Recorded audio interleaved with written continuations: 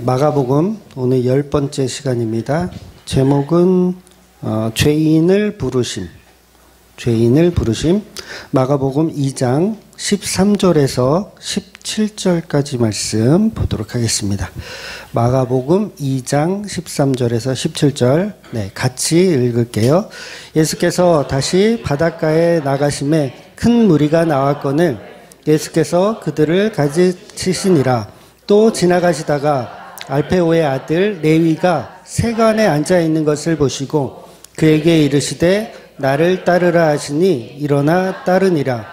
그의 집에 앉아 잡수실 때에 세리와 죄인들이 예수와 그의 제자들과 함께 앉았으니 이는 그러한 사람들이 많이 있어서 예수를 따름이러라. 바리새인의 서기관들이 예수께서 죄인 및 세리들과 함께 잡수시는 것을 보고 그의 제자들에게 이르되 어찌하여 세리 및 죄인들과 함께 먹는가? 예수께서 들으시고 그들에게 이르시되 건강한 자에게는 의사가 쓸데없고 병든 자에게라서야 쓸데가 있느니라. 나는 의인을 부르러 온 것이 아니요 죄인을 부르러 왔노라 하시니라. 아멘. 네, 우리 기독교는 하나님만 믿는 종교가 아니죠. 네, 하나님만 믿는 종교가 아닙니다. 이건 매번 말씀드려도 정말 부족하지 않아요. 그러니까 기독교인들한테는 반드시 하나님만 믿는 종교가 아니라는 얘기를 꼭 해줘야 됩니다. 그러니까 하나님만 믿는 종교는 어디죠? 그 유대교예요. 유대교. 우리 기독교는 삼위일체를 믿는데 삼위일체를 통한 하나님을 믿는 거예요. 삼위일체를 통한 하나님. 그러니까 삼위일체가 다 하나님으로 믿는 거예요. 그러니까 유대교에서 말하는 성부 하나님만 하나님으로 믿죠. 그들은. 예수님은 하나님으로 안 믿는 거예요. 그래서 기독교는 모든 것이 하나님 중심이어야 되는 게 아니고 예수님 중심이어야 돼요. 왜냐하면 삼위일체로 들어가는 문은 어디예요? 예수님밖에 없어요. 하나님 통해서 삼위일체를 들어갈 수 있나요? 못 들어가요. 성령님을 통해서 들어갈 수 있나요? 못 들어가요. 예수님을 통해서만 삼위일체 안으로 들어갈 수 있습니다. 그래서 그걸 기독교라고 하는 거예요. 그래서 모든 예배의 중심도 사실은 하나님이어야 되는 게 아니고 예수님이어야 돼요. 모든 찬양도 사실은 예수님 중심이어야 됩니다. 봉사하는 거, 뭐 하는 거 다 마찬가지예요. 다 예수님 중심. 그러니까 하나님 중심, 예수님을 빼버리고 하나님 중심이어서도 안 되고 더구나 사람 중심이면 더더욱 안 되겠죠. 사람 중심이면 더더욱 안 돼요. 왜냐하면 예수님만이 길이요, 진리요, 생명이라 말씀하셨기 때문에 그렇습니다. 그래서 삼위일체로 들어가는 그 입구는 오직 예수님밖에 없어요. 그래서 예수 없는 하나님, 예수 없는 하나님, 예수 없는 성령님은 호화주택인데 거기에 문이 없어요. 호화주택을 누가 나한테 줬는데 들어갈 문이 없어. 그럼 어떻게 들어가요? 못 들어가죠. 그런 것과 같아요. 그러니까 겉에서 보면 멋있어. 막 수영장도 있는 호화주택이야. 그런데 예수님이 없으면 그 호화주택은 무용지물인 것처럼 들어갈 방법이 없는 겁니다. 그런데 지금의 많은 교인들을 보면 문이신 예수님은 치워버리고 하나님만 믿어요. 그러니까 호화주택에 살고 싶다라는 허황된 꿈을 꾸고 있죠. 내가 죽으면 천국 가서 수영장 달린 호화주택에서 나는 살 것이다.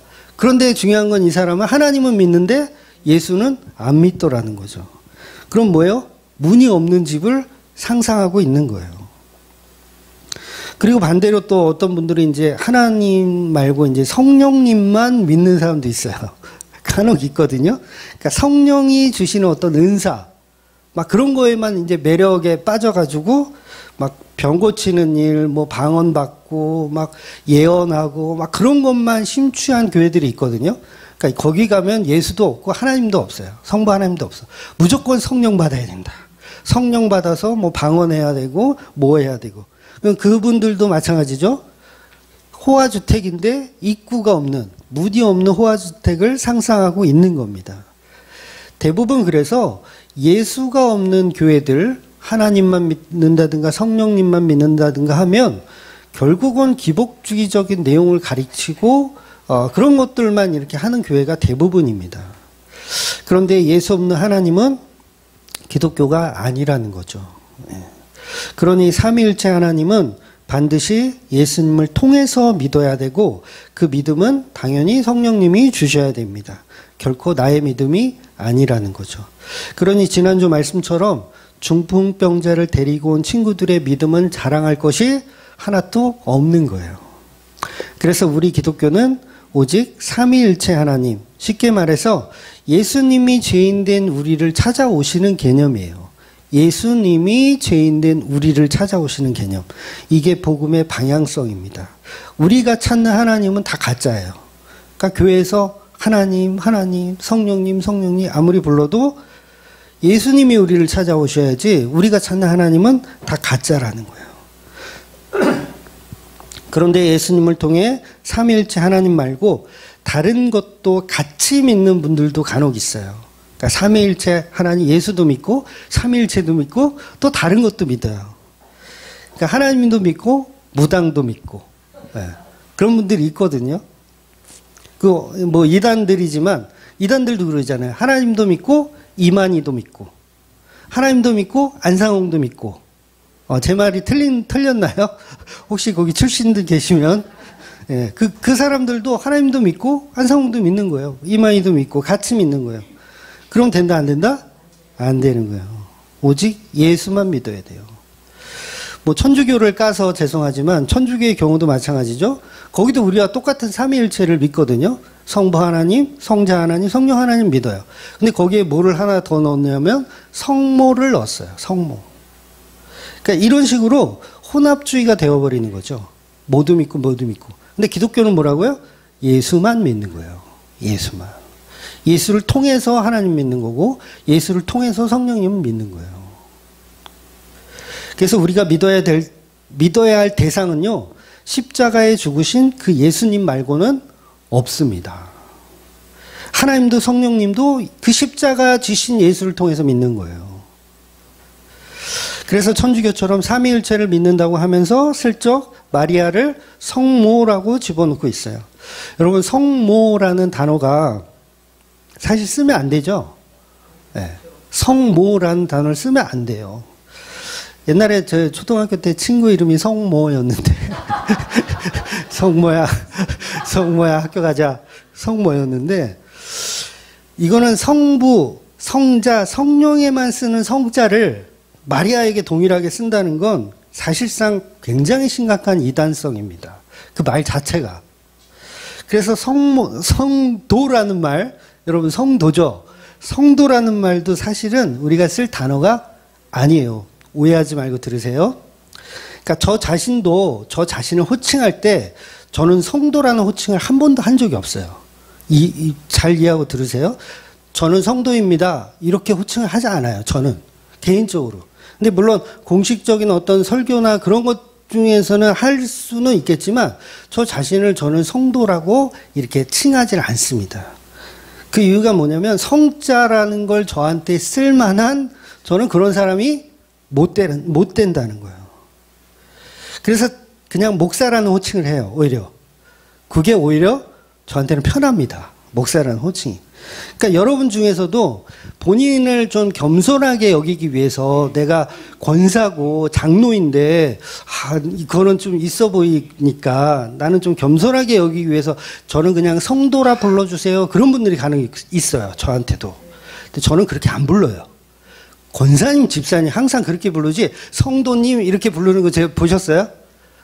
한 번도 없으실 거예요. 저는 교인이 누가 왔다 그러면 성도님 이렇게 부른 적이 없고 그렇게 부르지도 않습니다.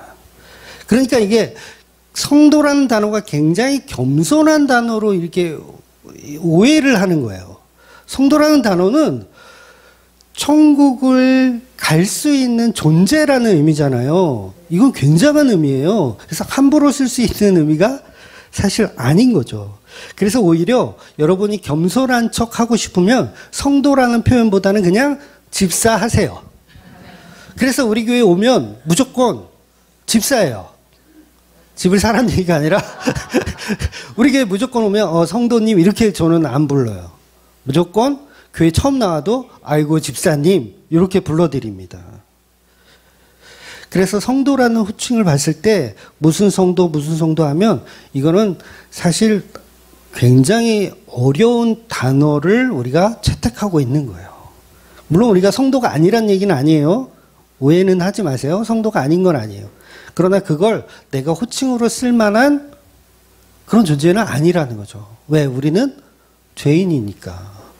죄인이 건방지게 나는 천국을 예약된 어떤 그런 거룩한 성자를 사용하는 사람이다라고 자기 스스로가 성도라고 표현하는 것은 저는 어울리지 않다라고 생각을 합니다. 그래서 막 권사님, 장로님, 나는 이거 내려놓고 그냥 성도로 가겠습니다. 아니요, 계속 권사하세요.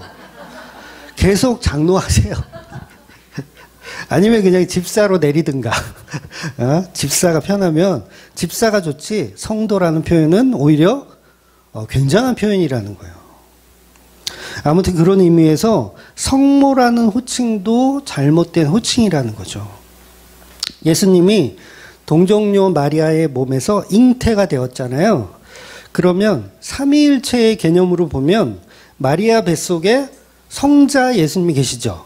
네, 마리아 뱃속에 성자 예수님이 계세요. 그러면 삼위일체의 개념 속으로 본다면 성자가 계시니까 그 안에 성부도 계시고 그 안에 성령도 계시죠. 그래서 예수님이 나를 본 자가 하나님을 보았고라고 하니까 삼위일체 개념으로 본다면 마리아가 성부, 성자, 성령을 다 뱃속에 잉태하고 있는 거예요. 논리적으로 보면 하나님보다 성모가 어때요? 더 대단하지 않아요? 더 대단하잖아요. 와, 성부, 성자, 성령을 낳으신 분, 마리아. 그래서 천주교는 아직도 마리아를 굉장히 위대한 인물로 보는 거예요. 순식간에 삼위일체를 낳으신 분이 됐어요.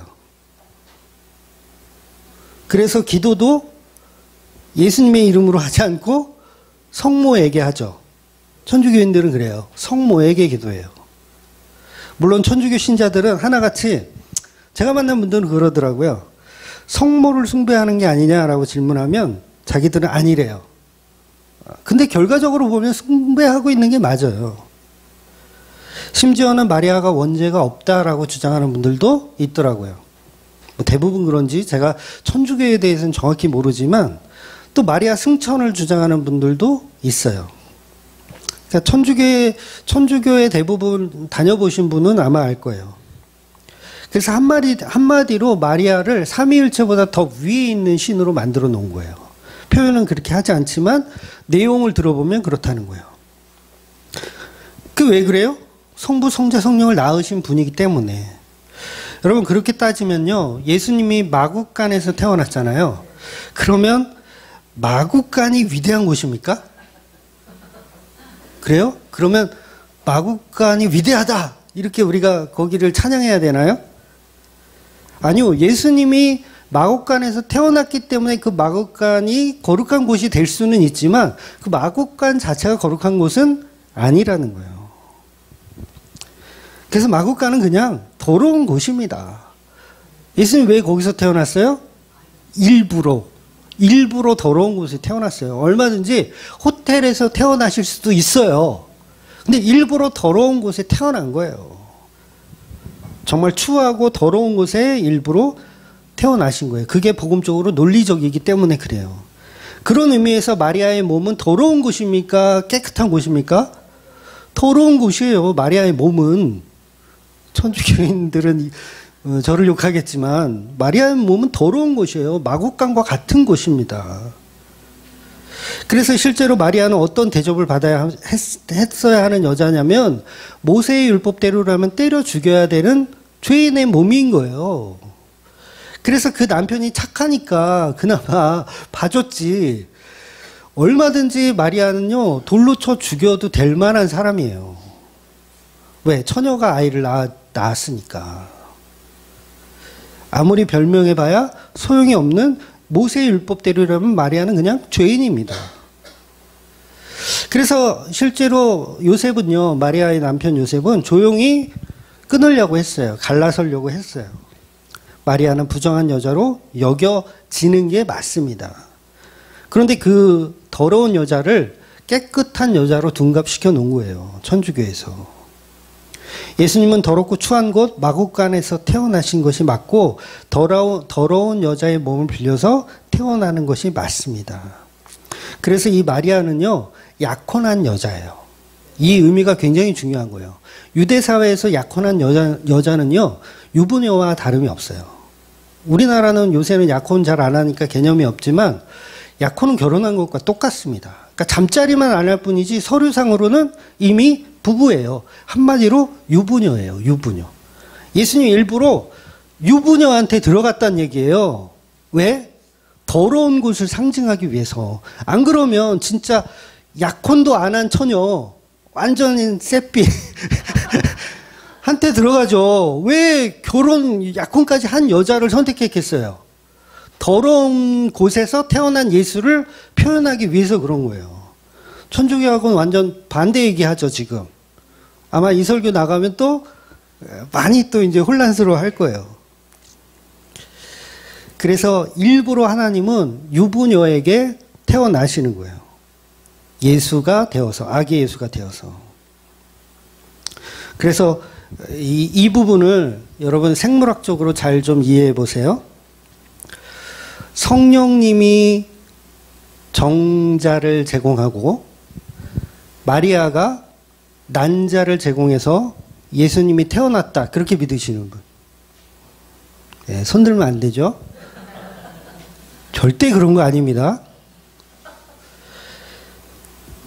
여러분, 예수님이 요셉과 닮았습니까? 아버지 요셉과? 전혀 안 닮았어요. 그러면 마리아하고 닮았습니까? 여기서 대부분 닮았다고 생각을 해요. 왜? 엄마니까. 죄송하지만 마리아는요, 대리모입니다. 대리모.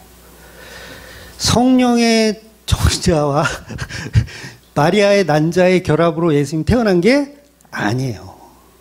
마리아는 그냥 몸만 빌려주는 거예요. 대리모예요. 대리모.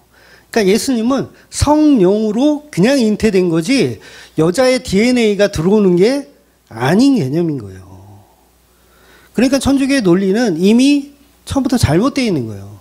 사실 엄마도 아니에요.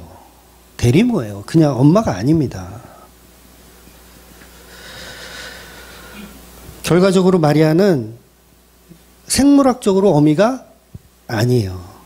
그래서 예수님이 그런 말씀도 하시잖아요. 누가 내 어미냐? 누가 내 형제냐? 예수님의 동생, 형제들하고 예수님은요, DNA적으로 피 한 방울도 안 섞였어요. 네, 오해하시면 안 돼요. 그러면 예수님이 동생이 아직도 살아있다고 치면, 아직도 살아있는 게 아니라 그 자손들이 아직도 살아있다고 치면, 그거 어떻게 되겠어요? 대단한 사람들 아니에요? 예수님의 DNA를 갖고 있는데? 그 사람들은 미쳐가지고 그런 데 어떻게 해요? 좋아하고 그런 데 찾아가요. 그런데 예수님은 인간의 DNA와 전혀 상관없는, 한마디로 원죄가 없으신 분이에요. 마리아의 DNA를 받았으면 원죄가 존재하는데 예수님은 원죄 자체가 존재하지 않는 분입니다. 그래서 천주교 사람들은요, 예수님과 DNA를 나누었기 때문에, 마리아가 DNA를 나누었기 때문에 마리아도 원죄가 없을 것이다. 이렇게 보기도 해요. 그게 뭐예요? 생물학적 개념이 없어서 그래요. 그래서 성모 마리아는 원죄가 없다. 이거는 헛다리를 짚고 있는 거예요. 성모 마리아, 그 마리아의 자궁은요, 그야말로 더러운 곳입니다. 마국간과 같은 곳, 말구유와 같은 곳이에요. 거기에 예수님이 잉태되시는 거예요. 결코 그 껍데기가 위대하거나 그 껍데기가 대단한 게 아니에요. 이 세상 자체는요, 그냥 죄입니다. 죄예요. 이 죄 가운데 예수님이, 하나님이신 예수님이 오신 거예요. 그런데 이 땅덩어리가 거룩합니까? 여기 오셨으니까 여기가 거룩한 거예요? 아니요. 이미 여긴 타락했고 이미 썩어 문드러진 곳에 예수님이 오셨다라는 개념이에요. 그래서 마치 어떤 그런 말 구유가 능력이 있는 것처럼, 마구간이 능력이 있는 것처럼, 마리아가 능력이 있는 것처럼 포장하면 안 된다는 거예요. 아마 예수님이 누우셨던 말구유가 지금 있다. 그럼 이거 경매에 팔면 굉장한 값을 받지 않을까. 아, 이게 예수님이 2000년 전에 누우셨던 그 말구유입니다. 자, 1억부터 시작하겠습니다. 그러면 서로 갖겠다고. 왜? 그 말구유에 이렇게 소원 빌면 뭔가 될 것 같고. 마리아도 마찬가지잖아요. 그 마리아, 예수님을 잉태한 그 마리아에게 소원을 빌면 뭔가 빨리 응답이 될 것 같고. 그래서 신비로움으로 만들어놨어요. 마리아를 신비롭게 만들어놨어요. 그러니까 마리아에게 기도하는 것은 말 밥통에 기도하는 것과 똑같은 짓을 하는 거예요. 모세가 광야에서 들었던 놋뱀, 그게 열왕기하에 보면 히스기야 시대까지도 있었어요. 사람들이 거기다 분향을 해요. 놋뱀에다 분향을 해서, 분향을 왜 해요? 뭔가 신비로운 힘이 있을 거라고 생각해서. 그러니까 놋뱀에게 기도하면 죽은 사람도 살렸으니까 마치 그 능력이 아직도 있다라고 생각하고 놋뱀을 계속 숭배하고 있던 거예요. 그러니까 후대 사람들이 후대 사람들이 모세가 죽은 지 오래된 후에도 계속해서 놋뱀을 가지고 분향하며 소원 성취하는 거. 마구간에 능력이 있는 게 아닌데 마구간에 절하고 기도해요. 동방박사 이미 왔다 갔는데 이미 동방박사 왔다 갔는데 사람들이 동방박사처럼 마구간 가서 기도해요. 여러분 성지순례 가서 거기서 절한다고 뭔가 능력이 나타나나요? 안 가보셨어요? 그 예루살렘 성전 가가지고 뭐 한다고 해서 능력이 나타나나요? 아니요, 이미 그건 능력이 아닙니다. 말구유가 능력이 있는 게 아니에요. 마리아가 능력이 있는 게 아닙니다. 그냥 예수님의 껍데기일 뿐이에요. 그런데 사람들은 이 빈 껍질을 좋아하고 거기에 능력이 있다고 믿는 거예요. 오늘날 마리아를 숭배하는 것도 예수님이 그 뱃속에 10달 동안 있었다는 이유로 그냥 숭배하는 거야. 마구간을 숭배하는 거죠. 즉 예수님은 원시 복음에서 여자의 후손이라는 표현을 하잖아요. 성경에서 여자의 후손. 그러면 그 여자의 후손인 마리아라고 친다면 그 마리아는 죄가 있어요? 없어요?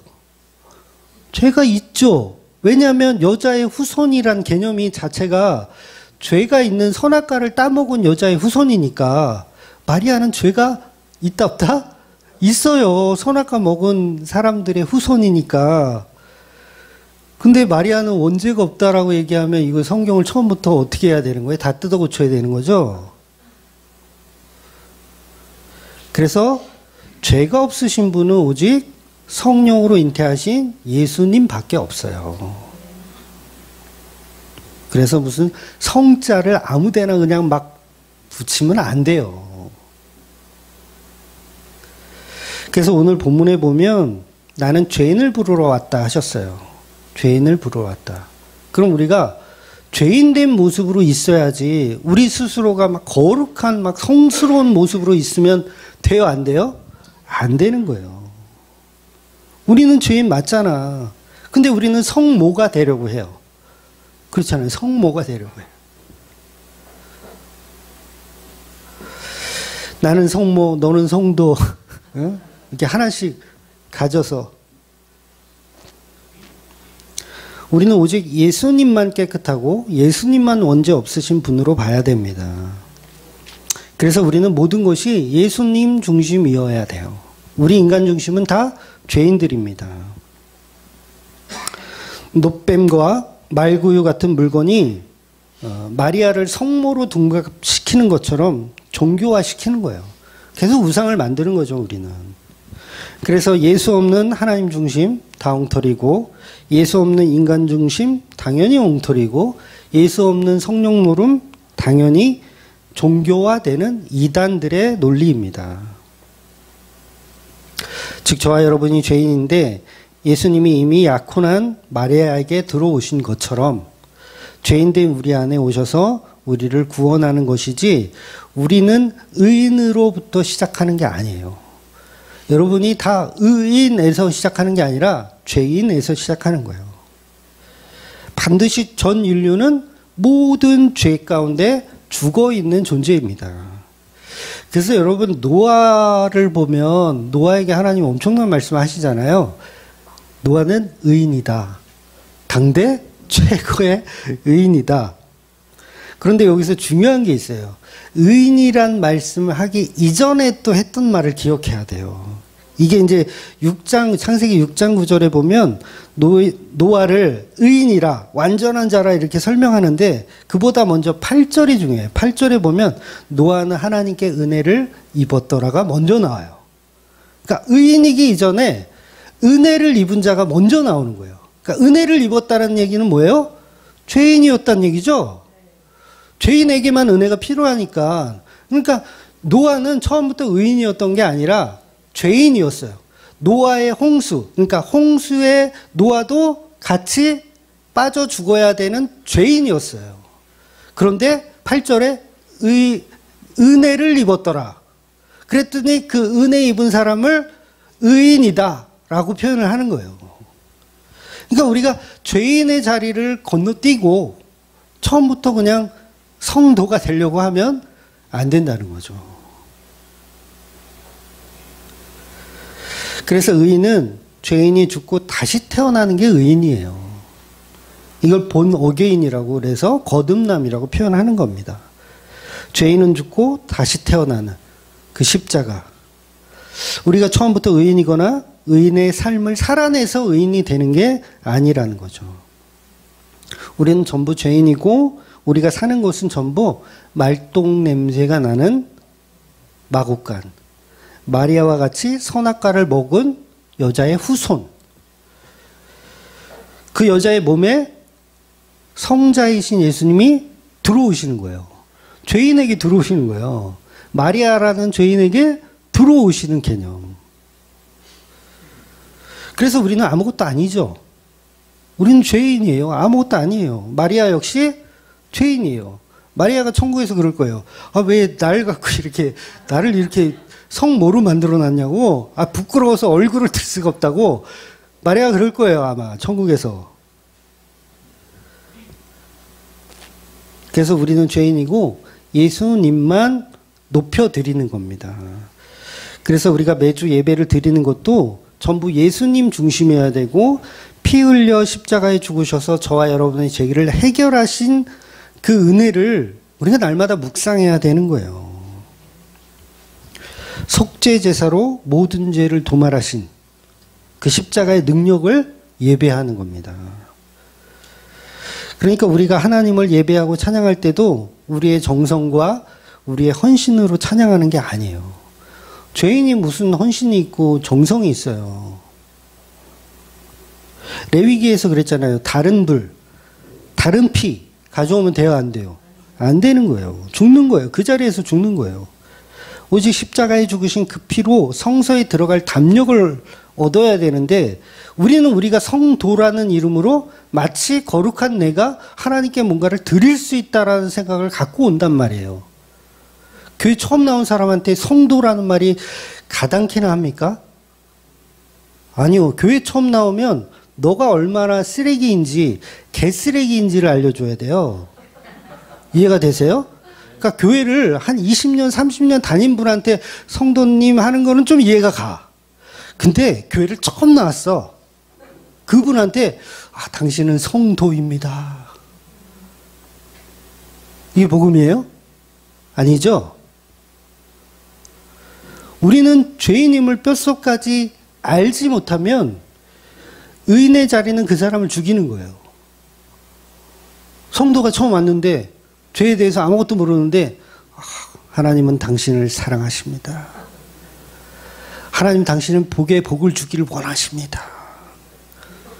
계속 이러면 뭘 만드는 거예요 지금?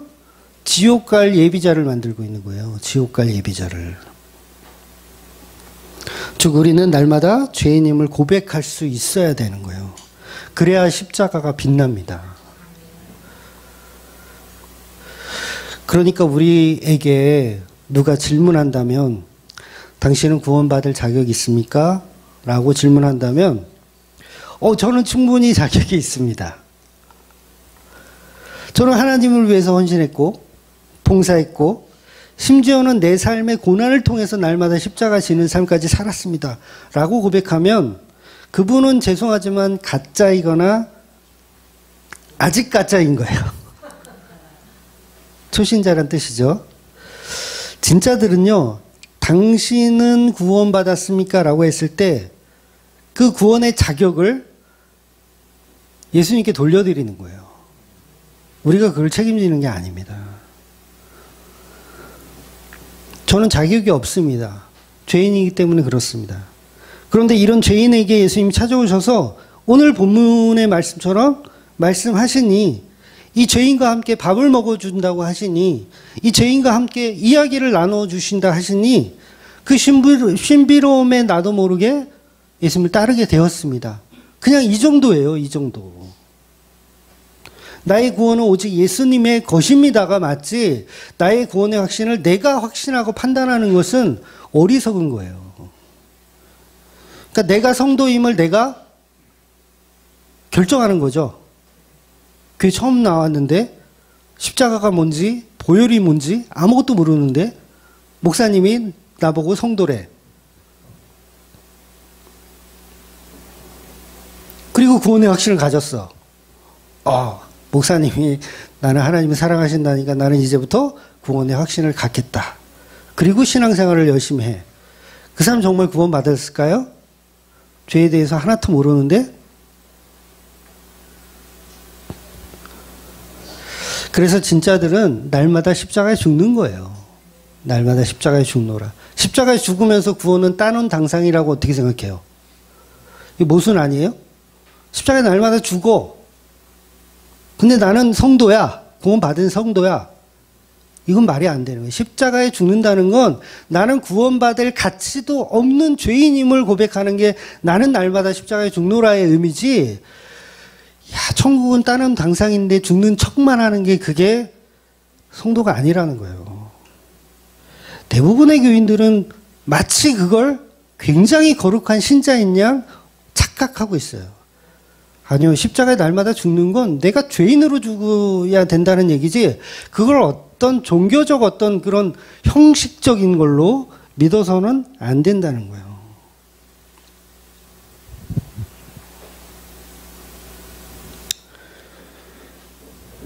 그런데 복음이, 이런 어려운 복음이 세상 사람들의 이치에는요 전혀 맞지가 않아요. 왜냐하면 사람들의 이치에서는 착한 사람은 천국 가고 나쁜 사람은 죄인이니까 지옥 가는 게 이게 세상의 이치잖아요. 그래서 하나님도 소돔과 고모라에서 의인 10명 있으면 용서하겠다. 사실 이 제안을 누가 한 거예요? 아브라함이 제안을 한 거잖아요. 하나님이 제안한 게 아니에요. 그러니까 아브라함의 요구가 뭐였냐면 의인 있으면 살려줘야 되는 거 아니에요? 이거였어요. 의인 있으면 살려줘야 되는 거 아니에요? 그러니까 우리 교회도 의인이 몇 명 있을까요? 글쎄요. 의인이 몇 명 있을까요? 그러니까 하나님이 저한테 와서서 너네 교회에 이제 내가 다 풍지박살 낼 거야. 근데 제가 제안을 하는 거죠. 의인 3명이면 용서해줘야 되는 거 아니에요? 제안을 하는 거죠. 근데 소돔과 고모라가 어떻게 됐어요? 결국은 망했죠? 의인이 있었다 없었다? 없었던 거예요. 그래서 이 세상에 의인은 존재할 수가 없는 거예요. 의인은 언제 존재하느냐면요, 여러분이 죽고 나서 존재하는 거예요. 이 땅에선 존재할 수가 없어요. 죽고 나서 그 보혈의 힘이 우리를 구원할 때, 우리의 두 번째 생명, 이 육체의 생명 말고 영혼의 생명이 구원될 때 의인이라 칭함을 받는 것이지, 이 땅에서 의인으로 살아가는 게 아닙니다. 그래서 단 한 명의 의인도 소돔과 고모라에는 없었던 거예요.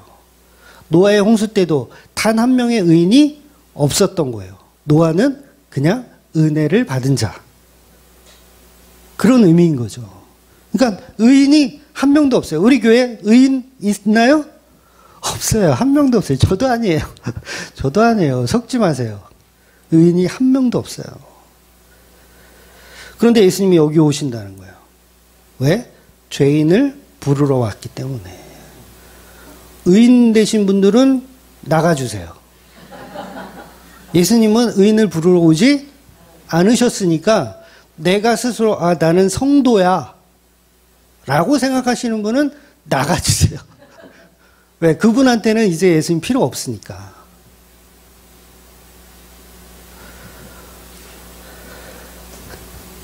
그래서 우리 기독교는요, 이 땅에 있는 의인을 천국 보내주려고 예수님이 오신 게 아니라 죄인을 천국 보내주려고 오신 거예요. 죄인을. 먹기를 탐하고 술을 즐기는 사람. 이게 성경에서 누구를 가리키죠? 먹기를 탐하고 술을 즐기는 사람. 포도주를 즐기는 사람. 예수님을 가리켜요. 내 얘기인데? 하시는 분 계세요?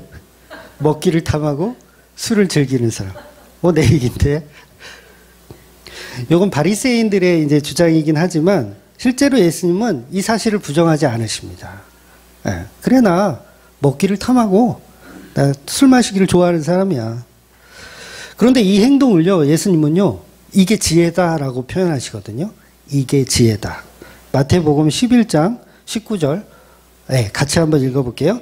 인자가 와서 먹고 마심에 말하기를 보라 먹기를 탐하고 포도주를 즐기는 사람이요 세리와 죄인의 친구로다 하니 뒤에는 그 행한 일로 인하여 옳다함을 얻으리라. 아멘. 즉 예수님은 먹기를 탐하고 술을 즐기는 분이고 세리와 죄인들과도 친구이지만 그것은 옳다함을 얻기 위한 지혜라는 거예요. 이게 굉장히 좀 어려운 말씀인데, 그러니까 왜 예수님은 먹기를 탐하고 포도주를 즐겼냐면 죄인들과 함께하기 위해서였어요. 죄인들과 함께하기 위해서. 그러니 이런 예수님을 바리새인들이 쉽게 믿을 수 있겠어요? 못 믿는 거예요. 더욱이 하나님에 관해서 연구하고 있는 이 경건한 사람들이라고 칭함을 받는 바리새인과 서기관들은 예수님의 논리가 전혀 이치에 맞지가 않는 거예요. 자기 합리화 같죠. 야, 술 먹고 죄인들하고 노닥거리고 먹기를 얼마나 탐하는지, 야, 저거는 자기 합리화다. 자기는 변명을 하지만 자기 합리화다.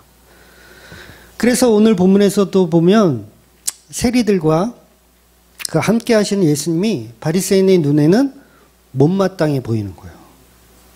그러니까 본문에서 말하는 세리, 어떤 사람들일까요? 그러니까 교회를 다니는 사람들은 본문의 세리 그러면 이미지가 그렇게 나쁘지는 또 않아요. 우리 교인들이 이미지를 떠올리면 세리는 이제 예수님의 제자로서 마태복음을 기록한 마태와 지금 이 레위가 동일 인물이거든요. 동일 인물이에요. 그러면 마태는 그냥 은혜 받은 사람 정도로 생각하죠, 여러분. 마태복음을 쓴 그 마태. 어떤 이미지를, 마태 그러면 어떤 이미지 떠올려요? 좋은 이미지예요? 개쓰레기예요? 좋은 이미지잖아, 다. 마태 그러면 좋은 이미지.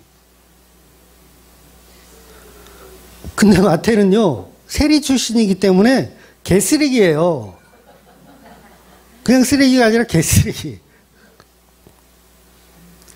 그러니까 우리는 마태 그러면 굉장히 훌륭하고 마태복음을 쓰신 그런 사도 막 이렇게 생각하는데 아니에요. 그 왜곡된 이미지예요.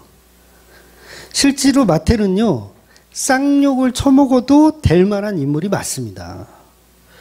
왜냐하면 이미 마태의 직업은 세리였던 것 하나로 그냥 다 끝나버려요. 세리. 그 당시 세리는 어떤 이미지냐면 유대인이면서 로마로부터 권력을 얻어서, 이제 유대인은 이제 로마의 속국이니까, 로마가 이제 지배하고 있는 나라니까 유대인이면서 로마의 속국이 되어서 사람들에게, 그 유대인들에게 같은 민족끼리 막 돈을 빼앗아가고 갈취하고 막 그런 사람들이에요. 그러니까 백성들의 고혈을 짜고, 뭐 품위 있게 얘기하면 백성들의 고혈을 짜고 온갖 수탈을 일삼는, 한마디로 유대인의 기생충. 쓰레기예요, 개쓰레기예요. 더군다나 지금 이 세리가 있는, 이 마태가 있는 위치는 어디냐면 가버나움과 갈릴리 유대로 지나가는 그 길목이에요. 굉장히 중요한 길목이거든요. 고속도로 한복판에 서 있는 거예요. 중부고속도로 한복판에 서서 거기서 뭐 하고 있을까요? 세금을 걷고 있었어요. 그러니까 정상적인 어떤 소출에 관한 세금도 아니에요, 이거는. 국경을 통과하는 사람들에게 또 상인들이 이제 물건을 싣고 왔다 갔다 하면 거기 중간에서 변칙적인 세금을 걷고 있었던 거예요. 이게 한두 번 해본 솜씨가 아니에요. 여러분 학교 다닐 때 그 양아치들한테 삥 뜯겨 보셨어요? 보통 중학교 때 우리 많이 그런 일을 당했는데, 이유도 없어 씨 그냥 끌고 가서 뒤져서 나오면 10원에 한 대다 이러면서 삥을 뜯어요. 개 양아치들이죠. 아, 다들 경험이 없으시구나. 다들 순진한 곳에서 사셔서. 그러니까 진짜 뭐 소위 말하는 일진들은 그런 짓을 안 했는데 막 동네 양아치들이 있어요. 애매한 양아치들이 막 지나가는 학생들 돈 뺏어요. 통행세를 걷어요. 그러니까 지금 유대인들 사이에서 이 세리마텔은요, 지금 그런 짓을 하고 돌아다니는 존재예요. 그런데 법적으로 문제가 없어요. 왜? 이 로마의 힘을 빌려서 있는 인간들이기 때문에. 쉽게 얘기하면 그거죠. 우리 일제강점기 때 조선 사람인데 팔에 이 빨간 완장 딱 차고 그러니까 서민들 막 찾아가서 논밭 막 뺏어가고 곡식 뺏어가고 막 기생충까지 막 하는 그 쪽발이 밑에서 막 이렇게 했던 그런 인간들. 쓰레기예요, 개쓰레기예요? 개쓰레기잖아요. 사실 예수님도요, 이 세리 근처에 가면 안 돼. 삥 뜯기니까. 예수 너 일로 와봐. 얼마 있냐? 그래서 삥 뜯겨요, 예수님도. 가면 안 돼. 근데 예수님은요, 그 세리 마태한테 걸어가는 거예요. 가는 거예요. 왜? 죄인을 부르러 왔기 때문에. 개쓰레기를 부르러 왔기 때문에. 그래서 거기서 끝나는 게 아니에요. 마태가 이제 예수님을 따르기로 했잖아요. 좀 자중했으면 되는데, 자기가 한턱 쏘겠대. 아, 기분 좋다. 나 이제 옛날 이거 세리 이거 이제 청산하고 나 이제 대단한 이제 사업가를 이제 만났어. 나 이제 세리마태 이제 사람들한테 욕 먹고 이런 거 안 해도 돼 이제. 왜냐하면 예수님이 왕이 되시면 나는 정상적인 공무원이 될 수 있는 거야. 이제 욕 안 먹어도 돼. 그래서 뭐예요?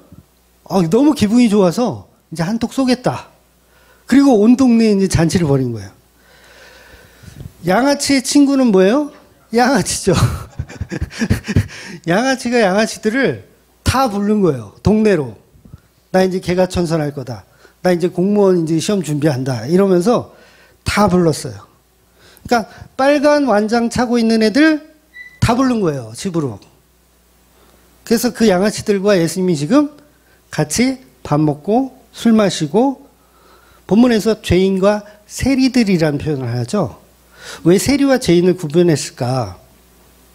여기서 말하는 죄인은 그럼 또 어떤 부류의 사람들일까라고 했을 때, 이건 뭘까요? 쉽게 얘기하면 모세의 율법에 저촉이 되는 사람들을 얘기하는 거예요. 근데 로마의 법으로는 큰 문제가 없는, 그러니까 형사 고발이 돼서 감옥에 가진 않지만 더러운 자라고 손가락질 받을 만한 죄인들이 지금 여기 잔치에 다 모여 있어요. 그러면 그 손가락 받을 만한, 법적으로 문제가 없지만 손가락 받을 만한 죄인들이 누가 있냐라고 했을 때 그 인물들은 누구냐면 결국은 장애인들, 죄인들. 장애인도 죄인으로 취급했거든요. 장애인들. 그리고 결정적으로 매춘부들 포함되어 있어요. 그리고 다른 게 나올 게 없어요. 왜냐면 모세의 율법으로 저촉되는 사람들은 대부분 그런 유의 사람들이에요. 매춘부든가 아니면 장애가 있다든가 아니면 길에서 뭐 이렇게 동냥하는 사람들 아니면 세리처럼 막 이렇게 좀 비열한 인간들, 그런 인간들이 지금 잔치에 다 모여 있는 거예요. 그러니까 율법에 저촉되는 사람들, 요즘 교회로 치자면 이런 거죠. 주일 성수 안 하는 것들, 11조 안 내는 것들, 금식 안 하는 것들. 근데 금식 내기는 이제 다음 주에 또 나와요. 금식 안 하는 것들. 각종 죄인들이 지금 모여서 잔치를 벌이고 있는 거예요. 바리새인들 눈에 동네 양아치들이 다 모였어요. 장애인, 매춘불, 죄인이란 죄인들은 패거리들이 다 모여 있어요. 어떻게 볼까요? 바리새인들 눈에? 당연히 이것들이 제정신이 아니구나라고 보는 거예요. 그래서 바리새인 눈에는 하나님의 아들이신 그 예수님이 어떻게 죄인들과 파티를 할 수 있느냐. 그러니까 바리새인들 볼 때 이제 예수님의 말씀을 그동안 들었던 바리새인들이에요. 이건 그냥 일반적인 바리새인들이 아닙니다. 그러니까 예수님께 관심이 있어서 지금 찾아오는 그런 바리새인 서기관들이에요. 엄밀히 따지면 그 세례 요한의 세례를 받은 사람일 수도 있어요. 네, 한번 복음적으로 뭔가를 좀 해보겠다라고 모인 사람들일 수도 있어요. 그런데 그 사람들의 눈에 볼 때 이건 형편이 없는 거예요. 아, 내가 잘못 생각했나? 예수님 왜 저러지? 잘못 생각했나? 아니, 이스라엘을 지금 막 공격하고 있는 로마를 빨리 무찌르고 뭔가 좀 광복을 하든가 뭘 해야 되는데 지금 세리들과 청년들과 같이 모여서 이렇게 식사를 하는 모습이 바리새인들이 볼 때는 너무너무 실망스러운 거예요. 너무너무 실망스러운 거예요. 어떻게 나라를 팔아먹고 있는 저 세리들과 같이 희희낙낙거릴 수 있는가. 꼴 보기가 싫은 거죠. 그래서 바리새인들이 과감하게 예수님의 제자들에게 한 소리를 하는 거예요. 어찌하여 저렇게 죽어 마땅한 세리와 죄인들과 함께 너희 스승은 쉬시덕거리며 밥을 먹을 수 있느냐. 그랬더니 예수님이 이 얘기를 들으시고 17절, 이제 마가복음 17절에 이렇게 말씀하시죠. 예수께서 들으시고 그들에게 이르시되 건강한 자에게는 의사가 쓸데없고 병든 자에게라야 쓸데있느니라. 나는 의인을 부르러 온 것이 아니요 죄인을 부르러 왔노라 하시니라. 즉 여기서 의인이란 개념, 이 죄인이란 개념을 잘 이해하셔야 되는데 모든 인간은 다 죄인이라 그랬어요. 그러니까 의인 자체는 없어요. 없는데 왜 의인을 부르러 온 것이 아니라고 얘기하냐면 자기가 자청하는 의인을 부르러 오지 않았다는 말씀이에요. 서두에 말씀드린 자기 스스로 나는 성도라고 생각하는 사람을 부르러 오지 않으셨다는 거예요. 그러니까 바리새인 너네들은 부르러 온 게 아니야. 그 말이죠. 어떻게 따지면. 그러니까 바리새인 스스로도 죄인의 자리로 내려가야 돼요. 그래야 예수님 만납니다. 근데 자기는 의인. 그러니까 의인은 의인된 사람의 특징이 뭐냐면 죄인들의 꼴을 못 봐요. 그래서 여러분 복음을 안다고 해서 사람을 정죄하는 도구로 쓰면 본인이 뭔가 크게 착각하는 거예요. 그러니까 오히려 긍휼한 마음이 들면 그건 괜찮은데 내가 복음 좀 알았어. 그러니까 복음 모르는 인간을 보면 막 같이 있기도 싫어. 막 정죄하는 도구로만 사용해. 아니 그렇게 사용하는 게 아니라요. 긍휼히 여김이 있어야 돼요. 아, 나도 그랬었는데. 나도 내가 의인인 줄 알았었는데. 나도 내가 성도인 줄 알았었는데. 그런 마음으로 그 죄인을 바라봐야지. 아, 이런 복음도 하나도 모르는 이 개쓰레기들, 너네들이랑 안 놀아. 이런 도구로 사용하는 건 그거 바르게 깨달은 게 아니에요. 그래서 예수님은 죄인, 스스로 죄인이라고 인정하는 자들을 부르러 오신 거죠.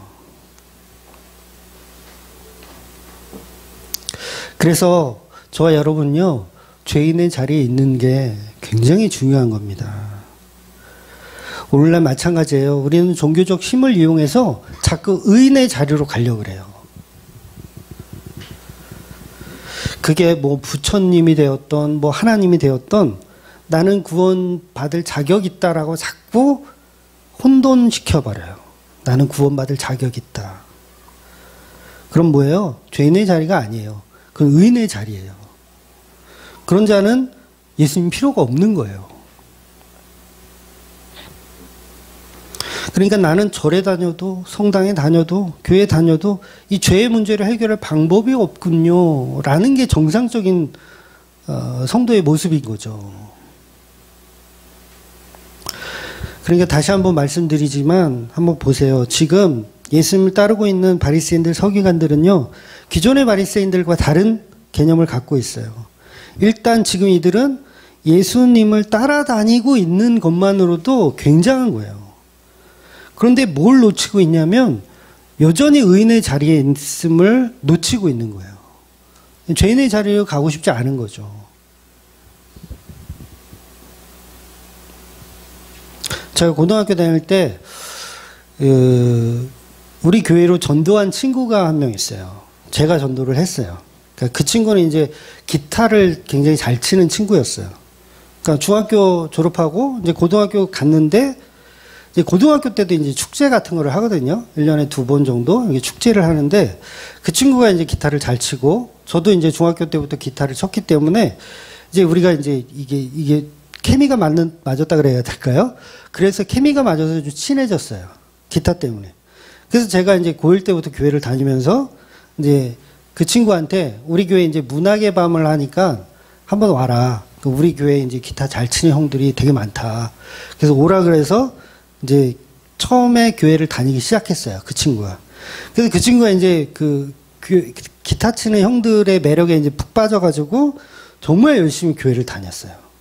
그래서 찬양팀에서도 같이 이렇게 활동도 하고 막 그랬습니다. 근데 어느 날 이제 부흥회를 했어요. 부흥회를 했는데 부흥회가 다 끝나고 나서 심각한 표정으로 그 친구가 저한테 개인적으로 찾아와서 그 강사 중에 그 강사가 이제 그 부흥회 하면서 그런 강의를 했어요. 지금 이 자리에서 지붕이 무너진다면 구원받을 자신 있는 사람 손들라고 그런 내용의 류 많이 했잖아요. 옛날에 부흥 강사들이. 지붕 무너져도 천국 갈 자신 있는 사람 손들라고 막 그런 구원의 확신을 심어주는 어떤 그런 제스처 부흥회를 했어요.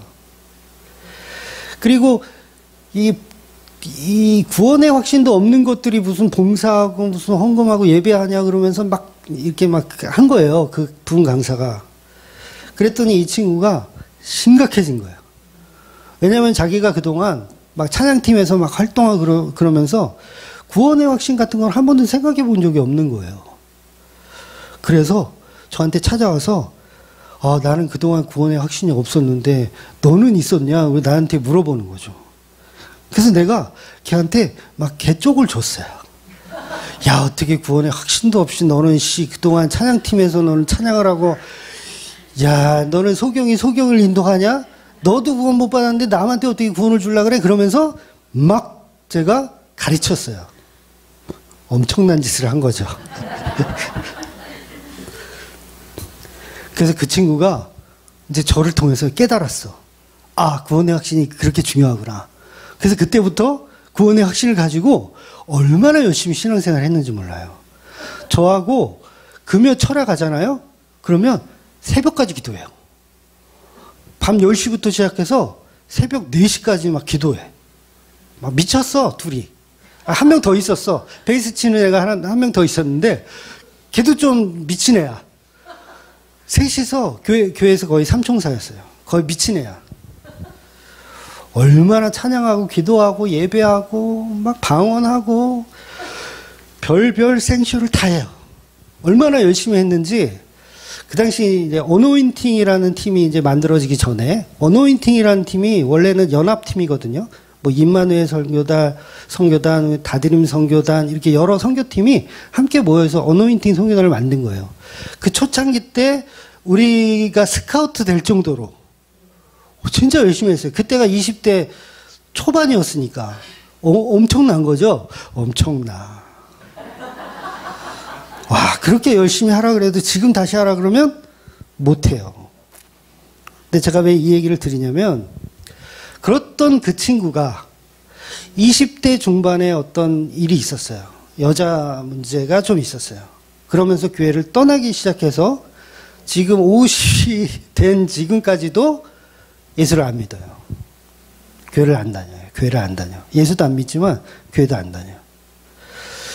이제 한 2, 3년 전까지도 이제 가끔 만나긴 했는데, 만나면 술을 어떻게 먹는지 옛날 그 교회 오빠 모습은 없고, 옛날 교회 오빠였거든요. 우리 셋이 다. 교회 오빠. 교회 오빠 모습은 없고, 술 주정뱅이가 되어 있어요. 물론 언젠가는 다시 예수님께로 돌아올 수는 있겠지만, 지금 현 상태로 본다면, 그때 그 불타올랐던 자기 구원의 확신, 자기가 가졌던 그 구원의 확신은 뭐예요? 아무 소용 없는 거예요. 아무 소용 없는 거예요. 막 금요일까지, 막 새벽까지 기도하고 토요일날 학교 가거든요. 그때는 토요일도 학교 갔으니까. 학교 가요. 학교 가서 졸아요. 그래도 열심히 했어요. 또 같은 반 친구라서. 그러면 그 친구가 가졌던 구원의 확신은 도대체 뭐냐고요. 결국 그냥 자기 자랑했던 거예요. 나 성도다 이거를 자기 자랑한 거예요. 나 구원받았고, 나 사랑받고 있고, 나 천국 갈 자신 있고, 자기 확신에 가득 차 있었던 거예요. 한마디로 종교적인 쇼를 하고 있었던 거예요. 종교적인 쇼. 그러니까 지금 이 바리새인들이 종교적인 쇼를 하고 있는 사람들이고, 실제로는 죄인의 자리에 있어야 그 예수님의 십자가가 무엇인지를 알게 되는 거예요. 그래서 반드시 예수님은 우리에게 오시는데 의인을 부르지 않습니다. 죄인을 부르러 오세요. 그렇다고 죄인 코스프레를 하라는 얘기가 아니에요. 나는 의인인데 목사님이 죄인이라고 하시니까 나는 죄인인 척해야지. 이게 아니라 정말 내가 얼마나 하나님 앞에, 예수님 앞에 정말 무용지물인지, 얼마나 개쓰레기인지를 아시고 오직 예수님의 십자가 은혜만을 보고 가시는 저와 여러분이 되시기를 주의 이름으로 축원드리겠습니다. 아멘. 기도하겠습니다.